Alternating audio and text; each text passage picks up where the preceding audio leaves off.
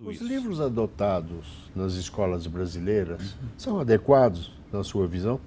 Por exemplo, eu sempre fiz uma crítica ao Machado de Assis no ensino fundamental.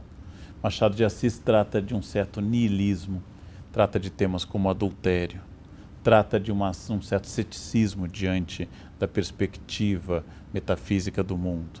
Contos como A Cartomante, A Igreja do Diabo, contos como Pai contra Mãe, que é um dos últimos contos dele, todos trazem um certo distanciamento do mundo, com uma linguagem que, apesar de ser muito direta, com frases curtas e parágrafos curtos, é um pouco difícil para os jovens. Não pela linguagem, mas pela temática. Então, como diz o fundador da homeopatia, o Dr. Hahnemann, a diferença entre remédio e veneno é a dose.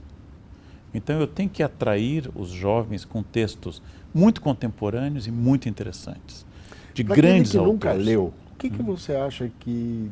Por onde ele começa? Para alguém que nunca leu e tenha a qual seria o capacidade... bichinho que poderia contaminá-lo?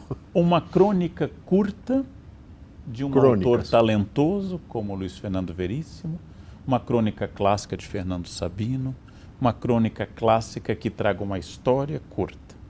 Seduzido o leitor para um texto bom e curto. Eu seduziria para contos. Nós temos contos fabulosos. Contistas ótimos. Ótimos. Só para imaginar que um conto, O Homem que Sabia que Falava Javanês, é um conto que já tem mais de 100 anos praticamente e continua fascinante. Tão atual como... Tão atual. Depois disso, um livro curto, mais do século XIX, fácil de ler, um conto bem estruturado, mais expandido, como O Alienista de Machado. Feito isso, eu começo essas aventuras maiores.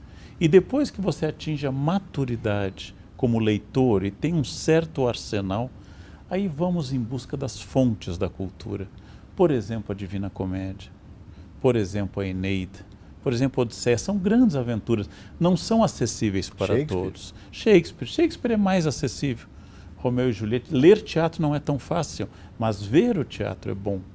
Shakespeare escreveu peças para serem vistas, né? Então, Romeu e Julieta, para começar, para chegar ao Hamlet, que é a maior das peças, são 4.500 versos, então você tem um tempinho mais para isso. Mas Romeu e Julieta, Sonho de uma Noite de Verão, começa vendo filmes bem feitos sobre isso, depois leia, depois veja. E você vai passar a ver o mundo de uma forma distinta. E aí você descobre o tempo que você perdeu, ou seja, em busca do tempo perdido com outras coisas. E aí você pode, por exemplo, ir em gente como Dostoiévski. 2 romances, Os Irmãos Karamazov e Crime e Castigo, são obras que transformam a vida das pessoas. E obras, às vezes, muito curtas, como os contos de Kafka, Uma Colônia Penal, por exemplo, O Veredito. Obras mais expressivas, A Montanha Mágica do Man, tudo isso vai lhe dando uma estrutura maior para você enfrentar. Sempre haverá o livro difícil.